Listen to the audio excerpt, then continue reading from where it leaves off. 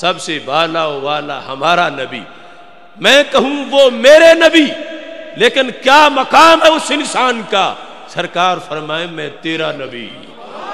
حضرت جابر رضی اللہ تعالی عنہ کو جواب دیتے وقت میرے آقا علیہ السلام نے فرمایا ہوا نور نبی کا یا جابر، جابر وہ تیرے نبی کا نور ہے جو رب ذوالجلال نے سب سے پہلے پیدا فرمایا تھا۔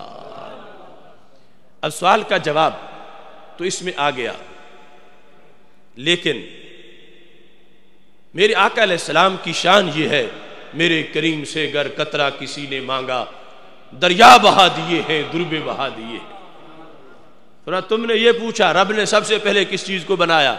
جابر میں یہ بھی بتا دیتا ہوں، دوسرے نمبر پہ کیا بنا، تیسرے پہ کیا بنا، چوتھے پہ کیا بنا، پانچویں کے کیا بنا، چھٹے ساتویں آٹھویں نمبر پہ کیا بنا، کروڑ ہا چیزوں کا تذکرہ میرے آقا علیہ السلام نے اسی جواب میں ارشاد فرما دیا۔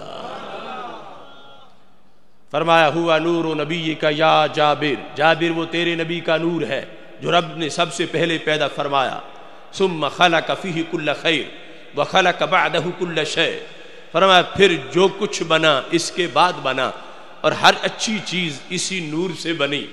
وہی نہ خلقہ اقامہ من مقام القرب 12,000 سنۃ، اور جب رب ذوالجلال نے میرے نور کو پیدا کیا تو نور کو اپنے دربار میں قیام کروایا۔ ابھی زمین نہیں تھی، آسمان نہیں تھا، شمس و قمر برگ و شجر نہیں تھے، بلکہ عرش بھی نہیں، کرسی بھی نہیں، لوح بھی نہیں، قلم بھی نہیں، اور میرے آقا علیہ السلام کا نور اللہ کے حضور قیام کر رہا تھا۔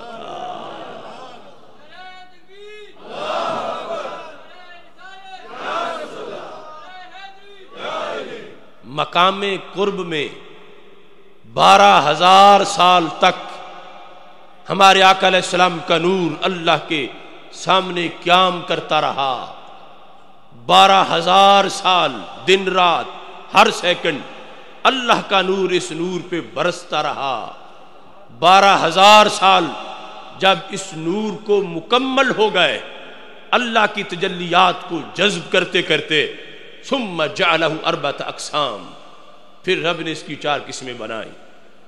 فخلق العرش من قسم والکرسی من قسم وحملۃ العرش وخزنۃ الکرسی من قسم، رب ذوالجلال نے اس نور کی ایک قسم سے عرش کو پیدا کیا، دوسری قسم سے کرسی کو پیدا کیا، تیسری سے عرش اٹھانے والے فرشتے اور کرسی کے نگہبان فرشتوں کو پیدا کیا۔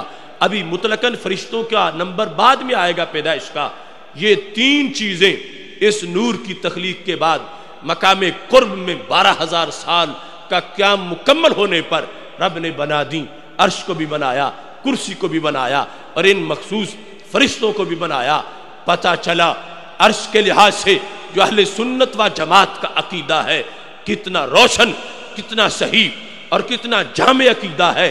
آج کچھ لوگوں نے توحید کو بیان کرتے ہوئے تھرون آف اللہ، عرش الہی کو یوں بیان کیا جیسے اللہ معاذ اللہ اس پہ فکس ہو، یا اللہ اس کا محتاج ہو، یا اللہ اس پہ برقرار ہو۔ میرے آقا علیہ السلام فرما رہے ہیں لوگو عرش نہیں تھا، اللہ پھر بھی تھا۔ رب ذوالجلال پہلے موجود تھا، وہ ازلی ہے، ابدی ہے۔ عرش بنا ہے تو میرے نبی علیہ السلام کی نور کی تجلی سے بنا ہے۔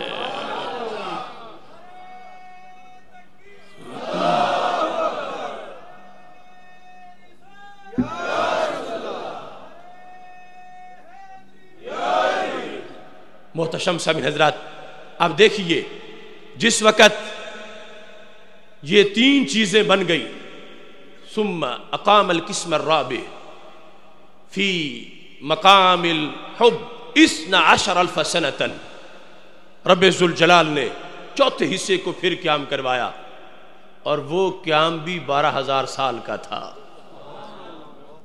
تو حدیث شریف کے الفاظ میں آپ کے سامنے ٹیکسٹ یعنی متن اس لیے پڑھ رہا ہوں کہ کسی کو شک نہ رہے، اور سند پہلے پیش کر دی۔ تو اس کی جو اصطلاحیں ہیں وہ یاد رکھیں کہ پہلا مقام تھا مقام قرب، اور قیام 12,000 سال کا تھا، اور اس سے کیا کیا بنا؟ عرش، کرسی اور مخصوص فرشتے۔ دوسرا قیام ہمارے آقا علیہ السلام کے نور نے مقام حب میں کیا، اور یہ بھی 12,000 سال کا تھا۔ اور جب 12,000 سال ہمارے آقا علیہ السلام کے نور کو اللہ کے سامنے قیام کرتے گزر گئے، ثم جعلہ اربعۃ اقسام، پھر رب نے اس کی 4 قسمیں بنائیں۔ اب کیا بنا؟ دیکھو میرے آقا علیہ السلام کا نور، اس کا فیضان کتنا ہے۔ جس وقت یہ قیام گزرا 12,000 سال مکمل ہو گئے، تو رب ذوالجلال نے ثم جعلہ اربعۃ اقسام، اس کی 4 قسمیں بنا دی۔ فخلق القلم من قسم واللوح من قسم والجنت من قسم، اس نور کی ایک تجلی سے رب نے قلم کو بنایا، دوسرے حصے سے لوح کو بنایا، اور تیسرے حصے سے میرے رب نے جنت کو بنا دیا۔ حضرت جابر نے تو ایک پوچھا تھا کہ سب سے پہلے کیا بنا؟ میرے آقا علیہ السلام جس طرف آ گئے ہیں کوچے بسا دیے ہیں، سب کچھ بیان کر رہے ہیں اس انداز میں، تو یہ کوئی قصہ کہانی نہیں، حدیث ہے۔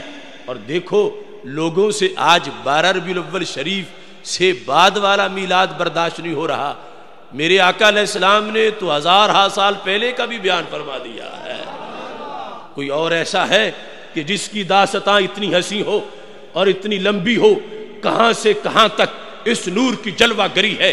سید عالم نور مجسم شفیع معظم صلی اللہ علیہ وسلم کا نور رب ذوالجلال کے سامنے پہلے مقام قرب میں 12,000 سال اس نے قیام کیا، پھر مقام حب میں 12,000 سال قیام کیا۔ 12,000 سال کا یہ قیام، اس کے بعد قلم، لوح اور جنت کو بنا دیا گیا۔ اب قلم کیا ہے؟ جب رب ذوالجلال نے فرمایا بنا کے قلم اکتب، قلم لکھ، تو قلم نے کہا میں کیا لکھوں؟ تو ما کان وما یکون، قلم جو ہو چکا وہ بھی لکھ اور جو ہوگا وہ بھی لکھ۔ تو جن کے نور سے بنے ہوئے قلم کا یہ علم ہے، ان کا اپنا علم کتنا ہوگا؟ ما کان اور ما یکون کا علم جس کے تم ترانے پڑھتے ہو، یہ علم تو قلم کو بھی ملا اور شرک نہیں ہوا۔ اللہ کہتا قلم تو لکھ، ما کان بھی لکھ، ما یکون بھی لکھ، اور پھر لوح۔ یہ دو ابھی آغاز میں آپ قصیدہ پڑھ رہے تھے امام بوصیری کا، وَمِنْ عُلُومِكَ عِلْمَ اللَّوْحِ وَالْقَلَمِ۔ امام بوصیری کہتے ہیں کہ محبوب اگرچہ لوح جو ہے اس میں اتنا علم ہے کہ ہمارا خیال بھی نہیں پہنچ سکتا، لیکن وہ لوح کا سارا علم جو ہے محبوب تمہارے علم کی تو ایک تجلی ہے۔ من تبیزیہ ہے، آپ کے علوم کا کچھ حصہ لوح کا علم ہے، آپ کے علوم کا کچھ حصہ قلم کا علم ہے۔ قلم اور لوح کا جو علم ہے محبوب وہ تمہارے سارے علم میں سے کچھ حصہ ہے۔ تو جن کے علم کا کچھ حصہ قلم کو ملے تو قلم کے علم کا اندازہ نہ ہو سکے، لوح کو ملے تو لوح کے علم کا اندازہ نہ ہو سکے، تو محبوب کے اپنے علم کا عالم کیا ہوگا؟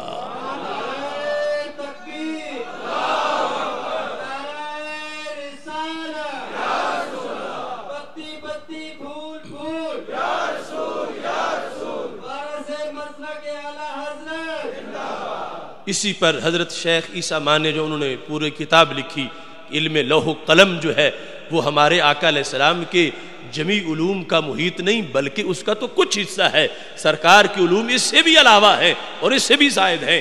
اب تیسری چیز جو یہاں بنی وہ ہے جنت۔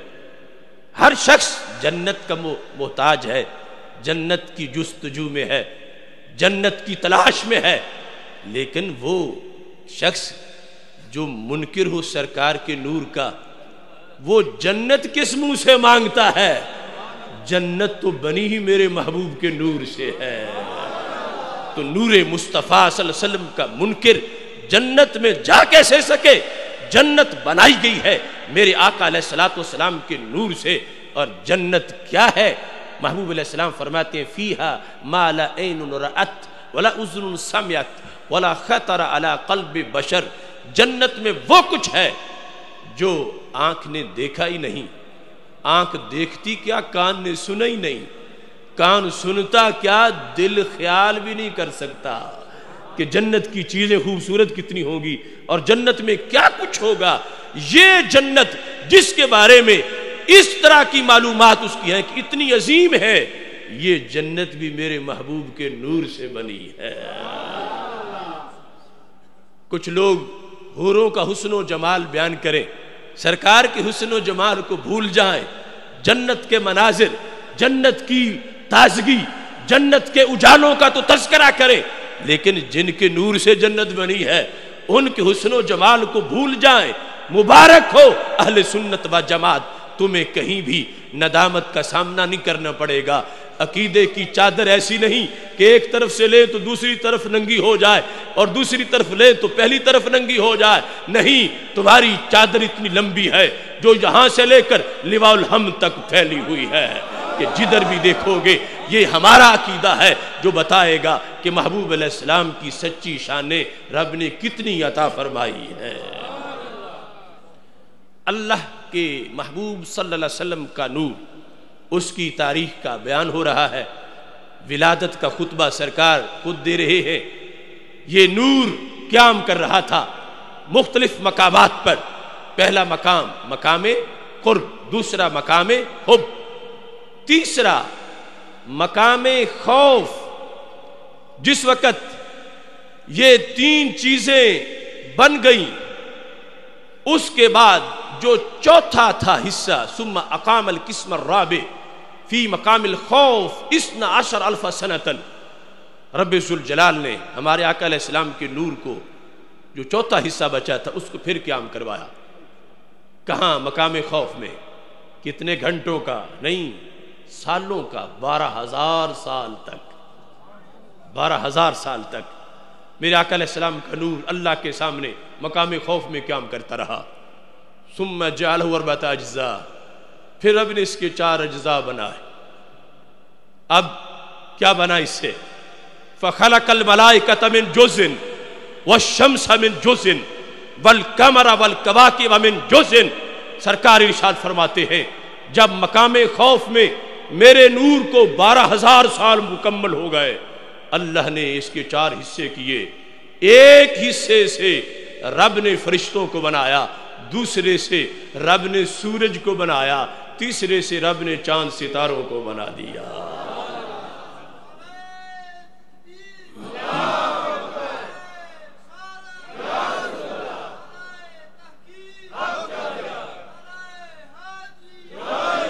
دیکھو، ہے عمر لاکھوں برس کی تیری لیکن تازہ شباب تیرا۔ کتنے ہزار سال نور کو ہو گئے، ابھی حضرت آدم علیہ السلام کی تو روح بھی نہیں بنی تھی، جسم تو بعد کی بات ہے۔ 12,000 سال اللہ کے دربار میں اس نور کا قیام۔ جب مقام خوف میں 12,000 سال مکمل ہو گئے تو پھر ایک حصے سے فرشتے بنے۔ فرشتوں کو تو لوگ نور مانے اور جن کے نور سے بنے ہیں ان کا انکار کرے، یہ کیسے ہو سکتا ہے؟ پھر اس نور سے سورج بنا، اسی سے چاند ستارے۔ اس بنیاد پر بریلی کے تاجدار اشاق کے سالار حضرت امام احمد رضا خان فاضل بریلوی رحمت اللہ علیہ فرماتے ہیں جس کو قرص مہر سمجھا ہے جہاں اے منعموں، ان کے خانے جود سے ہے ایک نان سوختہ، برق انگشت نبی چمکی تھی اس پر ایک بار، آج تک ہے سینہ مہ میں نشانے سوختہ۔ کہتے لوگوں جس کو تم سورج کی ٹکیا کہتے ہو، یہ تو میرے محبوب کے دسترخوان کی ایک جلی ہوئی روٹی ہے۔ تو جن کی جلی ہوئی روٹی اتنا چمکے ان کا چہرہ کتنا چمک رہا ہوگا، اور جن کی جلی ہوئی روٹی پہ دنیا کا گزارا ہو ان کی اچھی بھلی روٹیوں کا عالم کیا ہوگا۔ یہ ہے سورج، اس کا کبھی میرے محبوب کے چہرے سے مقابلہ نہ کرنا، یہ تو ان کے دسترخوان کی جلی ہوئی روٹی ہے۔ اور جس کو تم چاند کہتے ہو وہ کیا ہے؟ برق انگشت نبی چمکی تھی اس پر ایک بار۔ جامع ترمذی کی حدیث شریف ہے کہ ہمارے آقا علیہ السلام نے یوں انگلی کا اشارہ کیا چاند کی طرف تو چاند 2 ٹکڑے ہو گیا۔ اعلی حضرت کہتے ہیں چہرے کا حسن تو چہرے کا حسن ہے، محبوب علیہ السلام کی تو انگلی بھی اتنی حسین ہے کہ مقابلہ ہوا انگلی کے حسن کا اور چاند کا، ادھر سے انگلی کا نور ادھر سے چاند کا نور۔ تو کہتے ہیں برق انگشت نبی چمکی تھی اس پر ایک بار، بار